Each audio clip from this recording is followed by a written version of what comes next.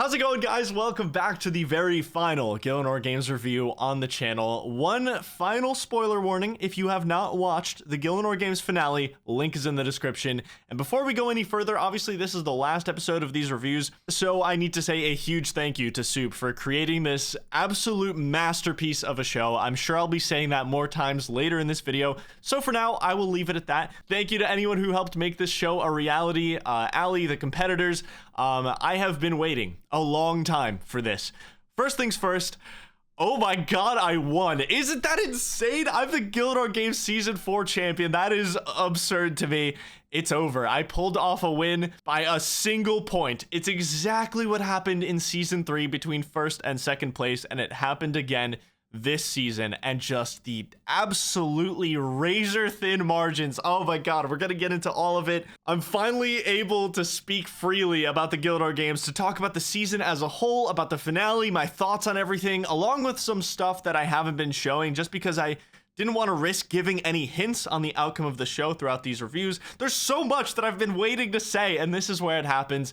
And by the way, I was going to make these review episodes no matter what happened this season. Even if I got out in the first episode, I would have loved to make one video coping and talking about what happened to me. So I really was going to make these reviews no matter what. I just happened to win. And so many of you had conspiracy theories over the course of me uploading these review episodes, like that I must have won because I spent so much money on Nightmare Mode, and where did that money come from? Even though I just received my payment like 3 days ago, I didn't have it until then. The Nightmare Mode accounts only costed me about 1 billion GP, which I already had from being a finalist in Season 3. I went over that well before GG. And I also saw plenty of other theories on other players like Foe and Roydy from Deadman Mode All-Stars that they must win because they put 35 billion in the chest. Basically, what I'm trying to say here is there was 1 billion conspiracy theorists out there this season, and they made 1 million connections that weren't actually there. And the result was the result. One thing I've been waiting to show until now is this. This guy made an extremely dedicated and detailed spreadsheet on every single challenge in Season 4. Every tribunal, competitor performance, detailed stats. I mean, it's incredible. I'll probably have his name on the screen because I don't have it in front of me right now. But I saw this pop up, I think, around when Episode 8 was airing. And I didn't want to talk about it until the finale was aired because I was extremely careful, just not wanting to give any kind of hints or spoilers, even with the way I spoke, my speech, just the way I phrased things. I was very careful not to give anything away. But now that it's all over, I can finally say I am super proud of my performance this season. We had the largest amount of solo challenges this season, and out of 11 total challenges, I won 7 of them, which left 4 challenges where I wasn't safe. And in 3 of those 4 challenges, I went into a banning and won. There was only 1 week where I wasn't involved in either the banning or the tribunal, and that was Solo Mission versus Bodhi. And I think I would have lost that banning, so I think Solo Mission took a very important bullet for me. That's the only week where I wasn't in a tribunal or banning, and I've watched a lot of reality TV, so believe me, I know how rare it is for the player that wins a lot of challenges to end up winning the whole thing. It's a terrible strategy. You're usually way too much of a target to get that far in the game. It's never the best strategy to go all out like that, which is what makes this win so special to me. I genuinely think if I had 1,000 tries, I would not be able to repeat this kind of run that I had in Season 4. And I knew that going into the final. I knew this was my only chance to close off such a god tier run, and it actually happened. I pulled off the W. I was so afraid that it was all gonna be for nothing. You know, I felt like anything other than first place would have been a disappointment. And another thing on this list of stats, actually, that's really interesting is the PvP challenge. I was actually second for individual performance in the PvP challenge. Only Framed was higher, who got like 2.5 kills, which he'd had a crazy performance, but I actually did really well during the PvP challenge. This was the 1 week where I was safe. I won the challenge, but I decided not to go into the tribunal. So that's why it shows up in blue here. It's a week that you didn't go into the tribunal, but you were safe because you won the challenge. So I obviously do want to talk about the finals and even talk to you about my prep. That's right. Believe it or not, I did 20 hours of prep for this final. I wrote down notes, strategies, I tried to guess challenges, and 99% of that prep was useless. I mean, I'm just gonna put it all on the screen. I mean, you can just see the stuff I was prepping for here. I had ideas in my head that Soup was going to bring back at least a couple challenges from the season. And I prepped for a rerun of a couple of those challenges. Top Gear, a rerun of the item spawn challenge. I did practice runs for both of these. I thought trivia might be coming back, but I thought that he might ask us about which competitors got out in which order, kind of like they do on Big Brother if you've ever seen it. That was not a question on trivia. I thought the Red X challenge might be coming back, but I only really looked around the Karamja area, and I had a theory that it might be a race from the east to the west side of the map entirely with red clicks. So I did a practice run of exactly that, which might have been useful, but I entirely avoided the underground pass for that. I also expected Gilligesser to be coming back, but once again, really hard to prep for almost every challenge I've listed so far, but I took a shot in the dark and thought he might send us to the Vieldi caves, so I had a perfect path written down to get everything you need to get there from scratch. I did walk around the game a bunch just looking for places that could be interesting, and I did actually walk through the underground pass looking for a spot that might be a Gilligesser spot. So I think I might have subconsciously helped myself a little bit on Red X, just having the underground pass maybe just being a little bit more fresh to me than some of the other competitors. And I did write down one idea for a potential money-making challenge that ended up being used, but I ended up getting 4th place on that one. So close to 3rd, but I got 4th. And lastly, I spent a bunch of time in Last Man Standing, but I honestly didn't think a PvP challenge would show up with 5 people. I felt like that would be hard for Soup to pull off. How do you make a 5-person PvP challenge fair? Especially during Last Man Standing, one person would just have no fight and automatically get top 3. And I just felt like that would be hard for Soup to pull off, but I still practiced for PvP anyway. And yeah, that's how I spent 20 hours prepping for the final, basically all of which ended up being useless. And honestly, Gielinor Games finals are pretty brutal. It's like 3 or 4 hours of high stress. I think there was a voice line from every competitor before it started that we were all super nervous. You can literally see it from this one from Foe with his heartbeat readings right when it started. I mean, this is a genuinely high stress environment. This final was a lot more stressful for me than the season 3 final because I had this big story going into it and I felt like people just expected me to win and I didn't expect me to win that much. You could see it on every competitor at different spots in the final, and I think the recording time in total was about 3.5 hours with a lot of mental and critical thinking challenges, specifically on the Mithril Crossbow from scratch, challenge number 7. That was where my nerves were peaking because I knew me and Foe were tied going into that challenge. Man, I want to highlight every player. I just love the story that every player had going into this. We have C Engineer. He got to the final playing in 0 bannings and winning just 1 duo challenge, the absolute and definitive underdog of the whole thing. We have Framed. This is his 3rd final. He's played the most finals of any player in Gielinor Games history. We have Roydy, the last rookie remaining out of the entire cast, and he makes it to the final on his 1st season. And then we have Foe, a back-to-back finalist, coming in with a thirst for vengeance against me. And then we have myself, who had a miraculous run to get here. But will I choke challenges in the same way I did last year? I mean, look at this comment. This is on the Season 3 final. It was a Gilligesser challenge, my specialty, the challenge I'm the best at, I'd say. And I teleported from the duel arena back to the duel arena and got last on that challenge. I also choked the Food from Scratch challenge in the final last year, a challenge that I was a big part of helping my team win earlier in that season. All the things that I was the best at, I felt like I just did terribly in last season's final. So for me, the main thing I was worried about is I can't start off cold. This is going to be a mental battle all the way throughout. Challenge number 1 was the clue scroll. The final step of this puzzle was in Yanil. You had to go to the start of the Hand in the Sand quest, and I had no idea until I saw in the episode itself that Foe was also in Yanil at the same time I was, and he was closer to Soup than I was. I'm going to repeat this a lot because the margins were so razor thin.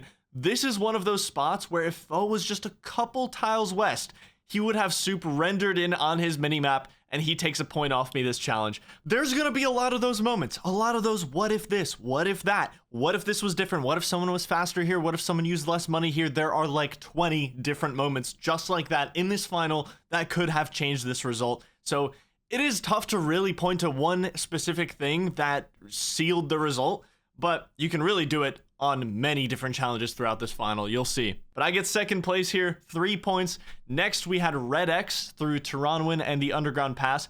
I had a massive lead in this challenge. This was a no sweat, basically completely chill challenge. I ended up being the only one to go north after the dense forest. I took a completely different route than everyone else here. I honestly didn't even know there was a different way to go here. Everyone went east. I think I saved over 20 seconds, like 20, 25 seconds, believe it or not, on the routing difference here. And of course, we got introduced to good old Heavy Load 63, gave me a small heart attack. God bless his soul, doing the underground pass, looking handsome. Good to see that guy. I wonder where he is now. I hope he's still playing the game. Not a lot to say about Challenge 3, Gilligesser. At the start, when I teleport in, I was a little worried that my Camelot teleport was going to be in Sears Village instead of Camelot. That's what happened to Foe. I say it in my recording. I'm like, oh my god, I actually teleported to the right place because I left-clicked my teleport. I was just hoping it was the right one, 50-50. But this one, immediately recognized it was Camelot because of the knight. That armor is super unique to Camelot, and the dock in the picture just puts it all together for me. I know where that dock is. It's so unique. So I have a big lead now. I'm going into Challenge 4 with 13 points, and we get into the money-making challenge. Foe absolutely smokes it by making over 500k. I get 4th place with my bear meat strategy, less than 3k away from Sea Engineer, which would have gotten me an extra point. A lot of people point to Calphite Queen, Challenge 8 being the difference maker, but there's so many moments exactly like this that could have flipped it too, you know? A few thousand GP in a challenge like this is nothing. I mean, we had 15 minutes, so Sea Engineer and I are making, what, 12,000, 13,000 GP a minute, and I lost out on a point here to very, very thin margins. But little did I know, Foe was making a really nice comeback challenge by challenge, and this was the start of it. Next up was trivia, and man, this one stings a lot. Okay, let me explain the Mauritania answer. Also, some people were confused by the scoring on this one. They thought that every question was contributing up to 5 points to our finale score. No, it was just 3 questions. Whoever does the best gets the 5 points added to their total score. It's not per question. Only 0 to 5 points was awarded for trivia. It's just a result of the 3 questions. Anyway, I got the first question right. The second question is how many NPCs are in Port Phasmatis? We had like 20, 30 seconds for each of these questions, and I took that time to overcook the hell out of this one.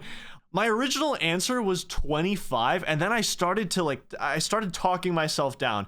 I forgot just how many ghosts are in that city. I listed every NPC you can speak to, but oh my god, the amount of ghosts. And yeah, I got probably my most favored question incorrect by a huge margin, 0 points. And then on the final round, I didn't expect to get question 3 exactly right. I am a big fan of GG. I know there was 12 competitors in season 1, and then I thought, okay, 20 and 20. And then we have 18 this season. I thought about the fact that there's quite a few reoccurring vets who have been on 2 or 3 seasons. And I ended up being exactly right, which is great. I end trivia with a 3rd place 2-pointer, and now I start to notice that Foe is catching up, right? He gets another 5 points here. We move on to Challenge 6, which was Copycat. Now I'm like, okay, Foe might have another 5 points here. I need to lock in. Thankfully, Copycat went pretty well for me. I always wanted to know how I'd perform in a challenge like this. I got almost every single item, never got the item in the bottom left, which, if you're curious, that is linen, which you can buy from Sophenum. None of us got that right. No one knew what it was, but I got 11 items on Copycat, which I thought would give me the win. I thought I might get 5 points here, and unfortunately, Framed also got 11 items, but he got them, 7 seconds faster than I did. And if that wasn't bad enough, Foe ends up beating out Roidy by 3 seconds, so he swings a point for himself, and I unswing 2 points for myself. This could have been a very, very impactful round. If you really think about it, you know, if I was 7 seconds faster, if Roidy was 3 seconds faster, this is a 4-point swing round between me and Foe.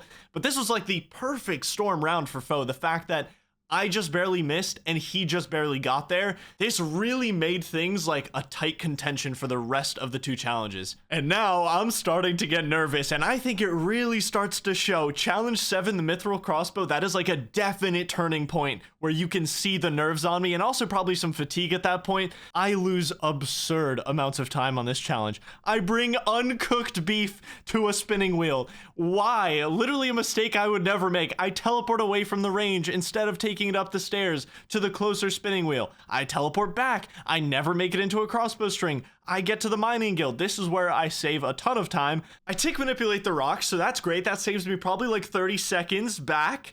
But I remember my brain at this moment. I'm like, wait, no, I could be wasting time right now. It's 3 coal, right? I don't know how I convinced myself of this. I know it's 4 coal. I made like 30,000 mithril plate bodies on my maxed Ultimate Iron Man. It's just like, it's crazy how badly those nerfs can get to you, right? I was already so worked up over losing so much time earlier that I was trying to save time, and my brain was like trying to convince me of things that are not true to save me time that I think I lost, and it's just a death spiral. Like, but that was it, you know, that was the final mistake that broke the camel's back right there. That fourth piece of coal, if I had just stayed, I would have saved like probably 15 seconds. I only lost by 10 seconds on this challenge. And this challenge decided who would go into challenge 8 with a lead, and I just completely choked it. I thought it was over here. I was 10 seconds off of Foe's time with, I think, probably like a minute and 20 seconds of time losses, like just brain fog, stress, nervousness. I was just not in the zone, and it made it even worse when I hear that the final challenge to end the season is a Calphite Queen How Low Can You Go challenge. I had killed 2 Calphite Queens in my entire RuneScape career, just not a boss I ever did. You can see the footage right here. I killed it when I was still maxing my first Ultimate Iron Man. That was 7 years ago. I was convinced that all Foe had to do here was lock in either the lowest budget or the fastest kill. However, I think if I got first place and he got second, it would be a tiebreaker in my favor. But either way, my hopes are non-existent. There was very few scenarios that led to me winning the whole thing at this point. I realize my only shot here is a Hail Mary. I have to get a little risky because if I go for a fast kill or a low budget kill, I'm basically giving up my chance to get first. You can't really win with a strategy that only goes for one of the things. So the only way to get first is to go for the double heat strategy. So what I went for, I don't even want to waste money on a melee weapon. I went Diamond Bolts, should be enough to get me through phase 1. Melee weapon is going to cost me too much. And I honestly thought going into this that I had a ton of food. Like I said, very little KQ experience, but I felt like I was chilling, and I end up getting a little too comfortable on phase 1. But I really thought this bolt strat could work. 11% chance for perfect accuracy on the bolts. I'll still be doing damage otherwise, even without procs, but I'll have a ring of recoil working for me the whole time. I'll have some vengeances. We couldn't use thralls, they were banned. So the name of the game here is, I think I have a super cheap setup. Now I need a very fast kill. I end up running pretty low on food. I just barely closed the kill out with 2 doses of brew left. Insanely close. Used an entire ring of recoil, all 3 venges. Now I just had to hope for the best. I had to hope that I landed myself in between these brackets somehow, and if not, then I had to pray that Foe died to KQ and came last, because that would be the only way I could win at that point. Now, one thing I definitely didn't expect on this challenge is just how well Sea Engineer did. His strat with the blighted pots was actually so smart. I wish I had thought of that. Incredibly smart to think of that. And then he pulls off the fastest kill at 258. Pretty insane, because I think it's funny that no one decided to just whip out full Ancestral and a Shadow and just nuke KQ in like 40 seconds. It would have dramatically shifted these results. But anyway, Sea Engineer gets first with 6 points across both heats. And I also get a joint first with 6 points, which was amazing news because at this point, I think I win. Someone had to beat Foe here for us to not tiebreak. And Sea Engineer pulls through. The absolute GOAT. Sea Engineer had like 3 points by challenge number 5 and comes back in the end to tie up with Framed for 4th place. And subsequently, his comeback ends up being my win. He pulls me 1 point ahead of Foe by beating him on the rankings. I still think, even if Sea Engineer had been 3rd and Foe was 2nd, I believe I still win the tiebreak. We would have the same amount of first places, but I would have 1 extra 2nd place over Foe, which means I would have won the tiebreak. Insane if it came down to a tiebreak. I think that would have been ridiculous. Basically, my win condition for this challenge was I need to get first or Foe needs to get last. Those were my only ways of winning. But just Sea Engineer coming in on that final challenge to really seal it, like it writes itself. That's cinema, that's poetry. And like I said, you could point to so many different challenges for being the difference maker in this finale. And then Soup announces that I won. It was genuinely like a super emotional moment for me. I can't really explain just how bad I wanted it this season, guys. Like, I'm sure you could tell I was in an entirely different like headspace. I was ultra competitive this season. I was trying harder than I've ever tried at anything. I feel like I came into this season with way more niche knowledge, better mechanics, reviewing challenges from season 3, something that I didn't really get to break out in other seasons. Just take a look, 30 billion GP and the final Cape of Skulls. That is the real Cape of Skulls given to me by Soup, the final one. It's going to be a nice little trophy sitting in the bank, at the top of the bank for the rest of my life. You're going to want to watch the Grandmaster series to see what I end up doing with all of this, the 30 billion GP. I have a few videos to catch up on with the Grandmaster series before you see the 30 bill drop into the mix, but it'll be worth it. I have some really good ideas. I wanted the GP badly, don't get me wrong. I actually have a use for it now with the Grandmaster series. But I think more than anything, I definitely wanted the title of Gielinor Games Season 4 champion more than the GP. Or maybe it was equal. No, I don't know. I do want to give my thoughts on the season as a whole. I absolutely loved it, obviously. I'm a little biased, but I think Soup did such a wonderful job. Like, it really cannot be understated how lucky we are to have this type of content in this community, guys. The fact that we have an event like this in an MMO with this high of production quality, go show the guy some love. He basically always thinks he's done making the show, and then he gets a ton of love, and he's like, oh yeah, this is why I do it. So don't take Gielinor Games for granted. It's our little World Cup, our Super Bowl. It's special, and we're lucky to have it. And it is not an easy production. Scheduling 20 creators, getting confessionals and B-roll and challenge setups and gear and accounts and music licenses and editing and pacing. I mean, this is special stuff, guys. It takes a lot of skill, a lot of talent, a lot of dedication, a lot of time. Props to him. He does have a survey going on right now where you can answer a few questions, give him some feedback on the season. Your favorite bannings, your favorite challenges, favorite players. I'll leave that in the description. Tell him what you thought so he can keep improving and making the best show possible. I thought the challenges this season were extremely creative and well thought out. Every year we get a ton of new banger challenges, and we had a lot of unique additions in Season 4. I think my favorite challenge across this whole season was Top Gear. I didn't win that one, but Top Gear was such a great example of a high skill challenge, not necessarily mechanical skill, right? But it was so creative. There was like a million different ways you could do that challenge. There's so many elements that go into it, and you have to create a really efficient strategy. You have to execute it. You have to know time saves and paths and different unique items you can get, like Roydy with the ram skull, or, you know, knowing that proselyte is there, knowing money making methods. Like, that was such a beautiful challenge, and GG has always been about challenges like that. I think Top Gear like epitomizes what GG is. I saw this, well, honestly, it's not a popular opinion. I saw a pretty unpopular opinion floating around that this season should have had more basic PvP and PvM challenges. Season 3 had a lot of challenges like Top Gear. We had, I'm just thinking about it right now. Soup says, to start it off, we had puzzles and riddles, we had money making, a relay race, the food delivery challenge, we had Gilligesser. GG has always been about challenges like that. Season 4 had one less PvP challenge than Season 3, and I do still think it's important to have PvP challenges in GG. It's one of the 3 main skill sets in the game. You should always have that looming over competitors and have it be a part of the show. But I also know that Soup has said himself on stream that those are always the hardest challenges for new players to understand. Gielinor Games has a lot of viewers that don't play the game, don't play it that much, and definitely don't understand PvP, and they're usually the least popular challenges and the least requested to reappear in future seasons, which means they have to be refreshing and unique, and that's just really tough to do with a PvP challenge, you know? But I think PK Relay on Season 4 was an amazing PvP challenge. It had a lot of strategy, it was fresh, it was a great format. It happened to be the same format as Deadman All-Stars, but that was recorded well before. It was just a very good, unique challenge. And despite that, the people that I'm very close with who have never played RuneScape could not understand it, and it was their least favorite episode. They don't know what a Carols to Darok setup is, or how it compares to a Void setup, or a maxed main, or a pure. There's so many things at play, and Soup doesn't have time in an episode to explain all that without making it boring, right? It's a very similar conundrum that I'm super familiar with in my videos.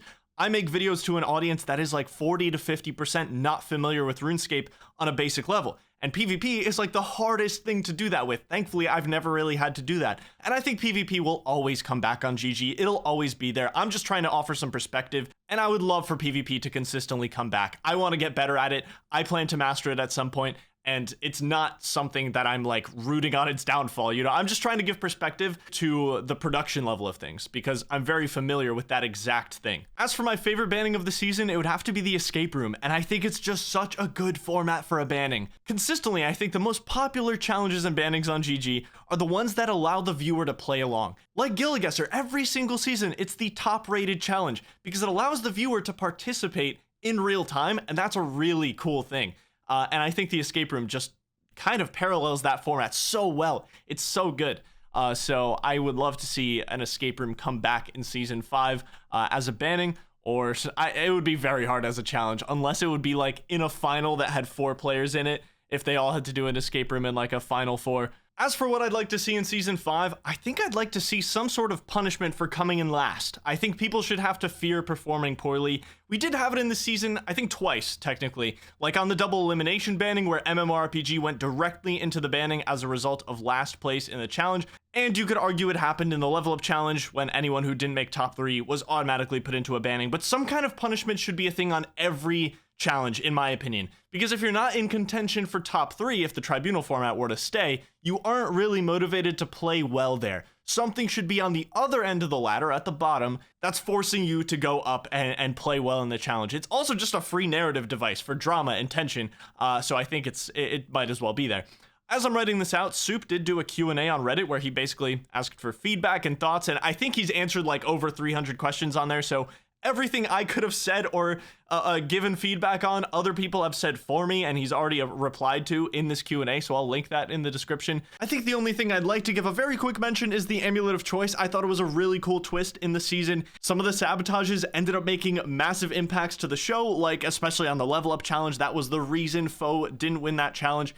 The sabotage option was great, but the partial immunity ended up being pretty weak. No one ended up choosing it. I think if it was switched so that the tribunal can't send you in, but you can still be picked by another player, it probably would have been picked at least like 2 or 3 times throughout the season. But that's really my only niche criticism on that front. I do really like the Amulet of Choice twist.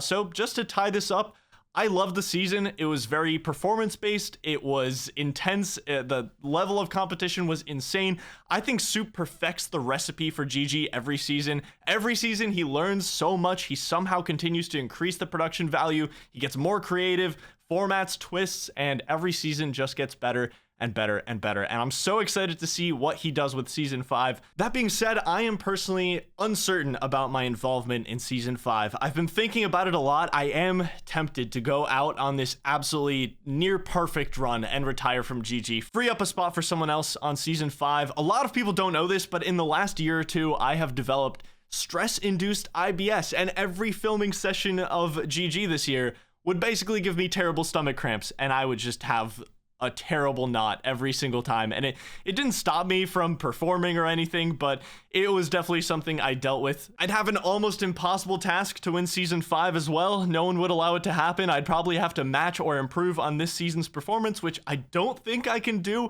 I don't know, I'm still deciding. I'm a competitive person. That side of me really wants to go on Season 5 and go for a back-to-back, make the impossible happen. The other side of me wants to just have this moment right into the sunset and not potentially ruin it by getting first rounded in Season 5. Either way, I want to thank you guys for rooting for me all season. I loved reading the comments, or if you hated me, that's good too. I loved seeing how badly people wanted me out as well. That gave me fuel for sure, so I appreciate all of it. And if I do play in Season 5, you can once again expect reviews no matter what my performance is. Shout out to Solo Mission for being the original inspiration to make these review videos. I'd love to see him win a season. I think a lot of people would love to see that. He really showed people how this game can be played. I think he pioneered that. All I can really do is give him his props. I would love to see him win a season, or Framed, or honestly Bodhi I would love to see win a season too. It's funny that he said he lost to the winner of Season 4 in the prop hunt episode. And I remember him saying that in front of a ton of people, and I'm like, God damn it, why'd you say this? This puts so much pressure on me to win now. It's just funny calling back to that. But I would love to see him win a season as well after, coming 1 point short in Season 3. Realistically, he would just have to stop throwing. He would just have to stop throwing. He can't be turning into the Theater of Blood, man. If he stops turning into the Theater of Blood, he has a very good chance of winning a season. Being an amazing player is not just a given to win a season. I mean, you are going up against 18, 20 people that all want to win as well. It's not just down to being a good player, but I really think if Bodhi stopped throwing, he would have a very good shot. So anyway, thank you guys so much for watching, and look forward to some really cool content that's going to come out of the 30 billion GP. I'm super excited, and thanks again, guys. Much love. What an awesome season, and I will see you.